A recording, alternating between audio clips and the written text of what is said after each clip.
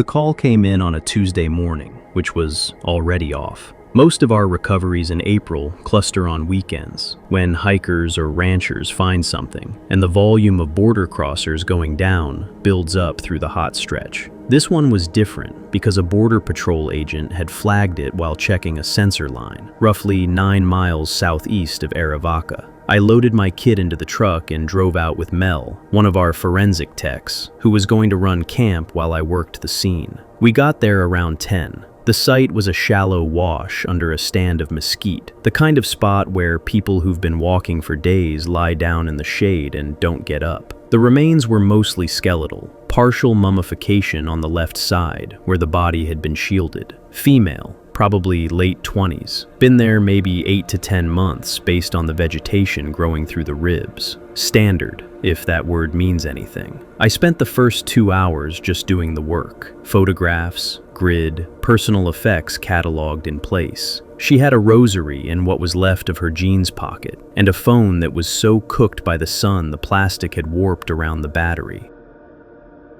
I bagged everything, tagged the bones, and stepped back to stretch my legs. That's when I noticed the second spot. It was maybe 40 meters to the northwest, up a small rise. What caught my eye was the color of the dirt. Out here, everything's the same reddish-brown, but there was a patch that read slightly darker, more compact, with the vegetation on top a little younger than what was around it. If I hadn't been standing exactly where I was standing, in that light, I wouldn't have seen it. I walked over. My first thought was animal cache, maybe a coyote den that had been dug and abandoned, but the shape was wrong. It was rectangular, not perfect, but close enough that no animal made it. I called Mel on the radio and told her to come up from camp with the ground probe. While I waited, I started walking a wider circle, mostly to keep myself busy. That's when I found the third one. It was about 90 meters south of the original recovery, tucked behind a creosote bush. Same darker patch, same rectangular outline. And when I turned to walk back, I saw the fourth. This one was almost due east, at maybe 60 meters. Same pattern, same size.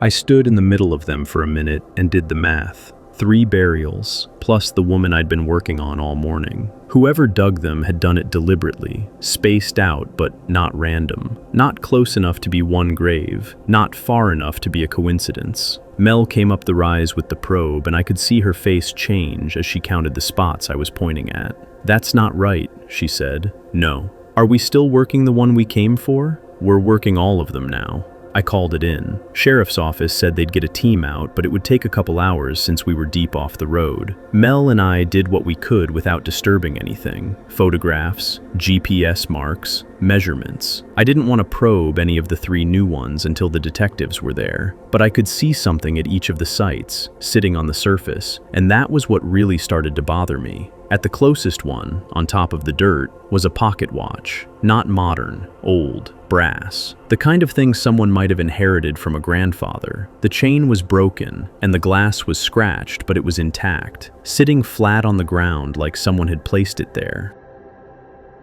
Not dropped, placed. The second had a ring. Silver, thin band, a small blue stone, woman's ring, also on top of the dirt.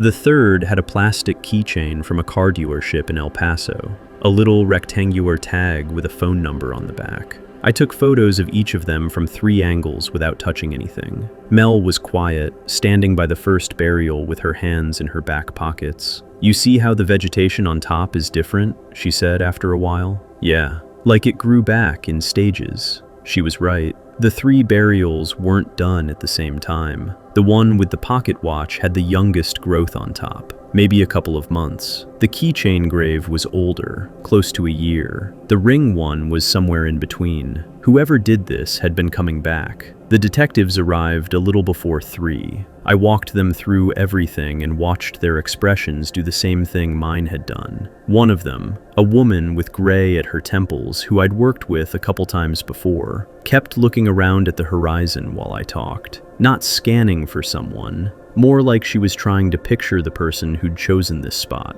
over and over. "How far are we from the nearest road?" she asked. 2.3 miles, straight line. Longer if you drive.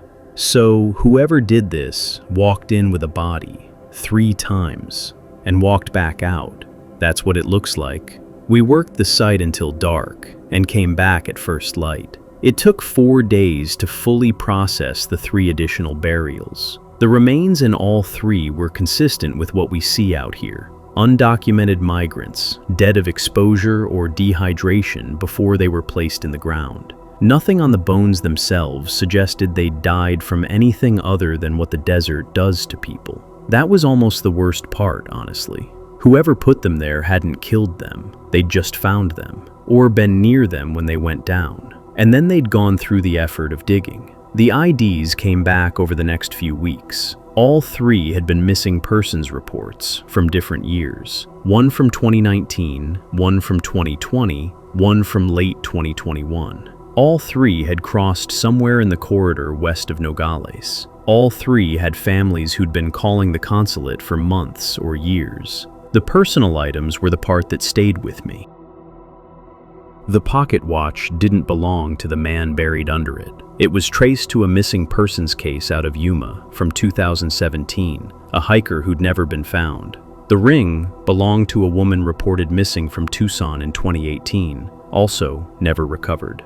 The keychain came back to a construction worker last seen in 2020, whose truck had been found abandoned outside Lordsburg. 3 items, 3 separate missing persons cases. None of them connected to the 3 people in the ground, and none of the 3 in the ground connected to each other in any way we could find. The detective with the gray at her temples called me about 6 weeks after the recovery. She said they'd run every angle: databases, canvases of ranchers, checks on anyone who'd been ticketed in the area over the last 5 years. The pocket watch had a small engraving on the inside of the case, a set of initials that didn't match either the original owner or the man it was left with. They'd checked those initials against every missing persons case in the 4-state region and gotten nothing. She asked me if I had any thoughts, professionally. I told her the only thing I could tell her, which was that whoever did it had done it carefully. The graves were shallow, but the bodies had been laid out with the head oriented the same direction in all 3, west.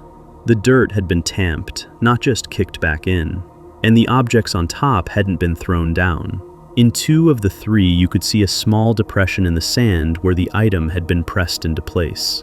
Someone had knelt over each of those graves and set the thing down, and taken a breath and stood up and walked back to wherever they came from. That's what I keep coming back to. Not the digging, the kneeling. The case is still open, technically. It's been almost 3 years. I've worked probably 60 recoveries in that corridor since then, and I still catch myself, when I'm walking a scene, looking 100 meters out. Not for bodies, for the darker patches of dirt, for a shape that isn't quite right in the vegetation. I found one, once, about 8 months after the original site. Different area, different county line. I stopped and looked at it for a long time before I walked over. It turned out to be an old cattle burial from the 80s, bones dry as chalk, no items. I documented it anyway and moved on. The detective retired last spring. Before she left, she sent me an email with the case file number and a note that said if I ever heard anything at all, from anyone in the field who'd seen something similar, to send it her way. She left me a personal number. I haven't had to use it yet, but I still check. By the second week of October 2022, I had 4 open files on my desk that shouldn't have been possible. All 4 were in the same square mile of Dorchester. All 4 came in inside 18 days, and all 4 told the same story from the owner's side. You go to check on a rental between tenants, or you drive by a house you inherited from your dad, and there are people living in it, furniture in the windows, a dog on the porch. And when you knock, they open the door holding a folder. I do landlord-tenant dispute work out of a small office off Boylston. Not the big firm stuff, the messy stuff. The stuff where paperwork is either missing or forged or made up on a phone in a Dunkin' parking lot. Usually I can tell inside 10 minutes what I'm looking at. These 4 files, I couldn't. The first one was a woman named Marta. She owned a 2-family on Norfolk Street. Her mother lived on the top floor until she went into a nursing home in August, and Marta was fixing up the unit to rent it out around Thanksgiving. She called me on a Tuesday morning, breathing funny, telling me there were people inside. When I asked how she knew, she said, "Because they waved at me through the kitchen window." The lease they showed her was 2 years old, signed by her mother, notarized. Rent listed at $400 a month, cash, paid in full through December 2024. Marta's mother had dementia by the middle of 2021. She wasn't signing anything, but there was her signature, shaky but recognizable, on a document that had a seal stamped into it and a notary's name printed neatly on the line. Then came the second call. Different owner, Tomasz, 3 streets over. Same story with different names on the paper. Same signature style on the tenant's side. Hurried, all lowercase. Same seal, same notary line. Different lessor, though. This one had supposedly been signed by a cousin who had authority over the property, except the cousin didn't exist, and the deed was clean under Tomasz's name. By the time cases 3 and 4 landed, I had stopped pretending it was a coincidence. I laid all 4 leases side by side on my conference table on a Friday night. I had takeout from the Thai place on the corner and a legal pad. I remember the smell of basil and lime bleeding through the paper. Under the desk lamp, the notary's seal on every one of the 4 documents was the same commission number. Same expiration date. The name was Reynolds. I didn't know him. I checked the Commonwealth's registry and he was real, listed, with a commission that had been active since 2019. I called the number on file. It rang, went to a voicemail with no greeting, just a beep. I left my name and my callback. Nobody called me back that weekend. Monday morning, I drove out to the address the state had on file. It was a mailbox place off Morrissey Boulevard, one of those UPS spots where you rent a slot and it looks like a suite number. I stood in the parking lot for a minute looking at it, and I realized I had done this exact drive on a case in June for a completely different problem. Different name on that one, different everything, but the same mailbox rental place, Suite 214. That afternoon, I pulled my own file cabinet apart. I found 2 more cases from earlier in the year I had closed as owner settled privately. Both had involved a lease notarized by Reynolds. I hadn't caught it then because at the time each one looked like an isolated mess. 6 cases, not 4. I started calling other attorneys I knew in the area, just casual. "Hey, weird question. You seen anything like this?" 3 of them had. One had 2 open files himself, sitting in the same drawer, not connected in his head yet either. Another had heard something similar out in Brockton. By Wednesday of that week, I had a list of 19 properties, all notarized by the same man, all within a 40-minute drive. The people living in these houses were not the same people from case to case. That's what made it strange. Every property had different occupants, different stories about how they came to be there. Some had U-Hauls out front. Some had kids in the local schools already. In one case, there were 2 adult men who spoke almost no English and kept pointing at the lease and saying, "We paid." They looked frightened. I didn't think they were the ones running this. There was a woman in one of the Dorchester units who let me sit at her kitchen table for 20 minutes. She had 2 kids. She had paid $3,000 up front to a man she met through a Facebook group, and she had a lease she believed was real.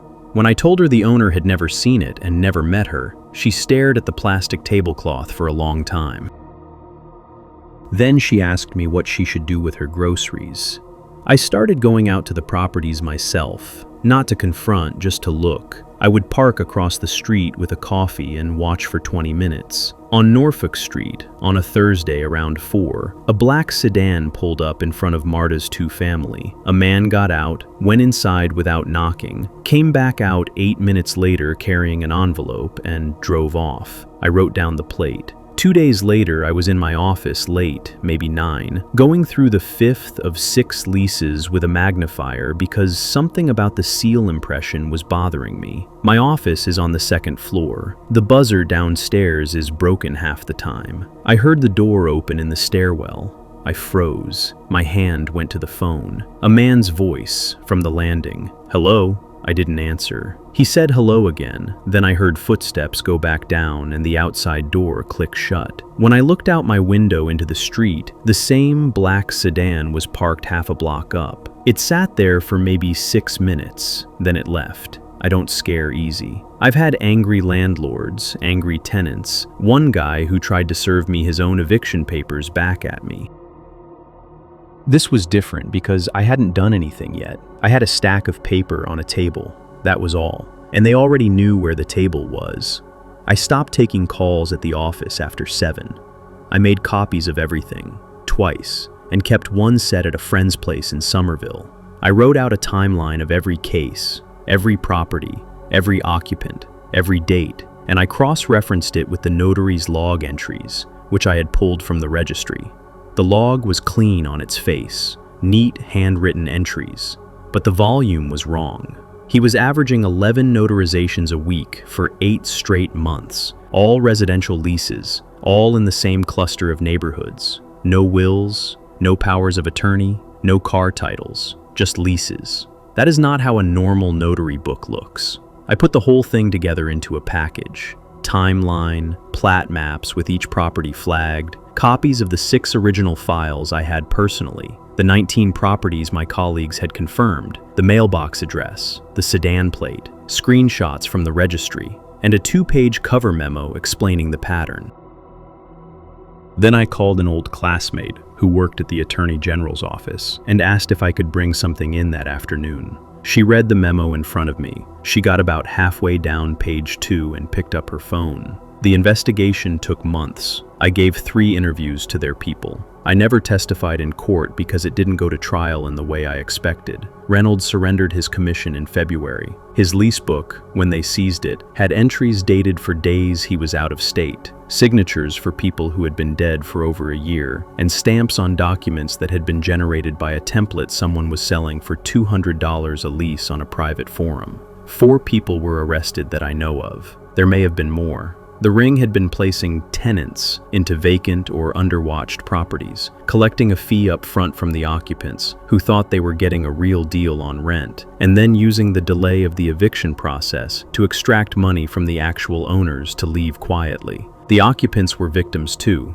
most of them. A few were in on it. Every one of the properties I had files on was restored to its owner. Marta got her mother's floor back in April. Tomasz sold his and moved out of state. After it was done, the Bar Association asked me to write something for other attorneys, a short thing on how to spot it early. I wrote about the mailbox suite numbers and the volume anomaly in the notary logs, and the way the leases were always just slightly too clean, printed on the same weight of paper, with signatures in the same lowercase hurry. I wrote about calling your colleagues on a Wednesday when a case feels off, because someone else might be holding the other half of it. The thing I didn't put in the memo was the sound of that stairwell door. I don't know what would have happened if I had answered. Probably nothing. Probably a man asking for the wrong office. That is what I tell people when they ask.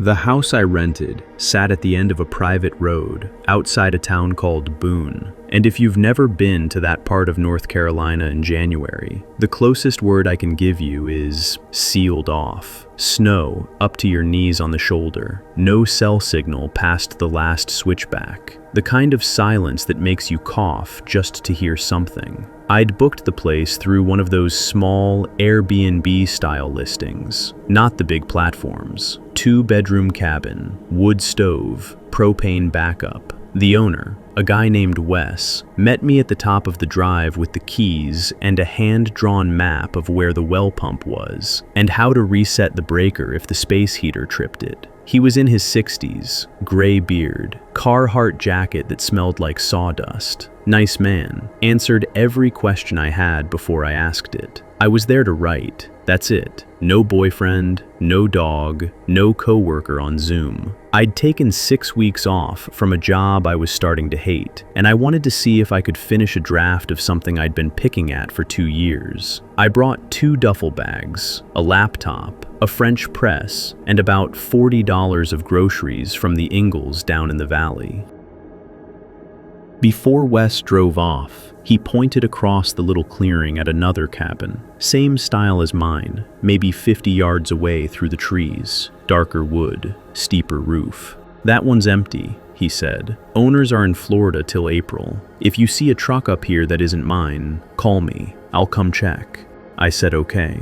I didn't think about it again for maybe 2 hours. The first night, I made pasta on the propane stove and sat by the front window with my laptop. Around 9:30, I got up to close the curtains. That's when I noticed the light. Second floor of the neighbor's cabin, one window. A warm yellow, the color of a regular incandescent bulb through a lampshade. Not overhead, not a hallway spill, a room light. I stood there with my hand on the curtain. I remembered exactly what Wes had said. Owners in Florida, if you see a truck. There was no truck. The driveway across the way was empty and unbroken, the snow on it smooth as a bedsheet. No tire marks, no footprints, just the light.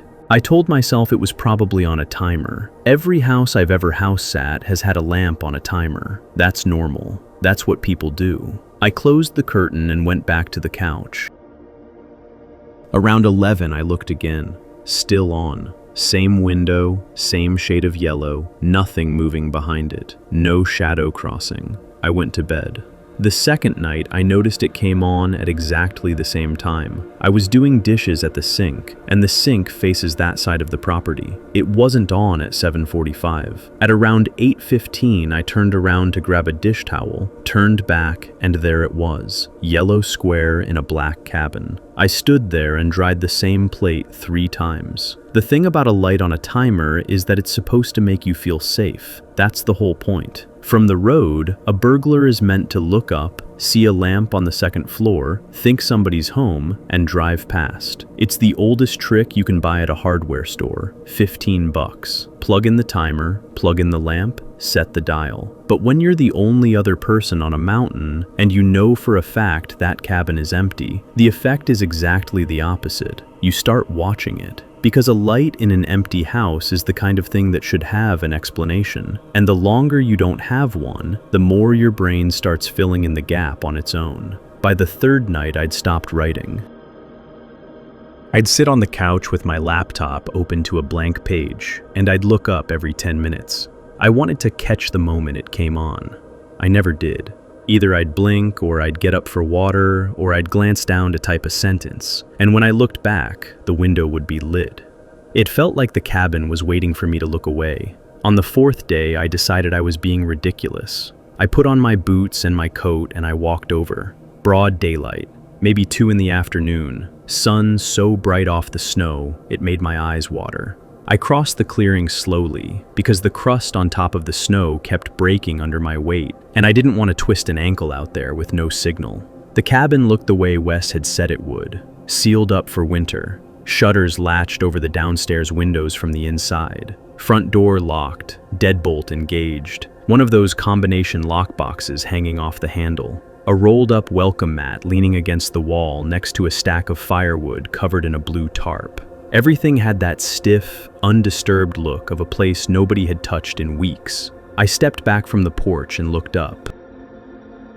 The second floor window was there, exactly where I expected. Curtains open. Behind the glass, I could see the top edge of a wall, part of a ceiling, and the corner of what looked like a picture frame. That's it. No lamp visible from that angle. No person. I walked around the whole cabin. The snow on the north side was untouched all the way to the tree line. No prints in or out. Nothing. I stood there in the cold for probably 10 minutes, and I remember thinking very clearly, there is no one in that house. And a second thought, right behind it, then why do I feel watched? I walked back. That night, I didn't turn on any lights on my side. I made dinner by the glow of the wood stove, and I sat at the kitchen table in the dark with my phone in my lap. The window over the sink gave me a clean view of the neighbor's cabin. I wanted to see the exact second the lamp came on. At 8:11 by my phone, something in the yellow window changed.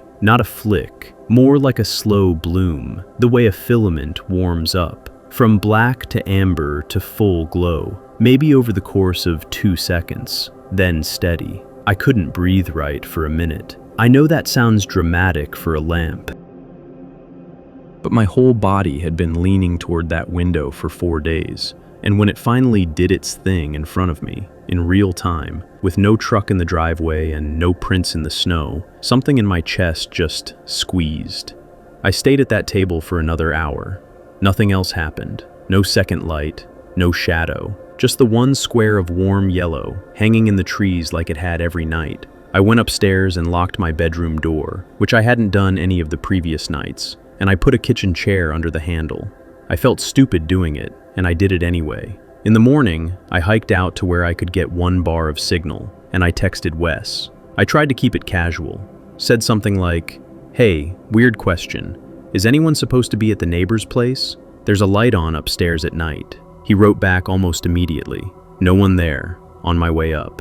He got to the cabin around 4 in the afternoon in a beat-up F-150. He'd brought the owner's spare key with him. He'd called them in Florida already. They'd told him to go inside and look. I stood on my porch in a coat over my pajamas and watched him unlock the front door and disappear into that house.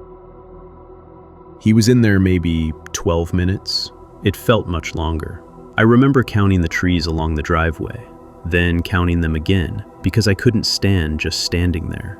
When he came back out, he was holding something in his hand. He crossed the clearing and held it up so I could see. A small white plastic box, about the size of a deck of cards, with a round dial on the front and 2 prongs on the back. A cheap outwit timer, the kind you buy in a 3-pack at Lowe's, was plugged into a lamp in the back bedroom, he said. Lamp was on the floor next to an outwit behind the door. You couldn't see it from the front of the room. Only thing lit up was the shade against the far wall. That's what you were seeing through the window. I asked him whose it was. He turned the timer over in his hand. Renters they had this summer. Older couple. Real nervous about break-ins, apparently. Owner said they mentioned setting something up before they left in September. Everybody forgot about it. Lamp's been coming on every night since. 4 months. Every night. Same window, same time, same yellow. I laughed, because what else are you going to do?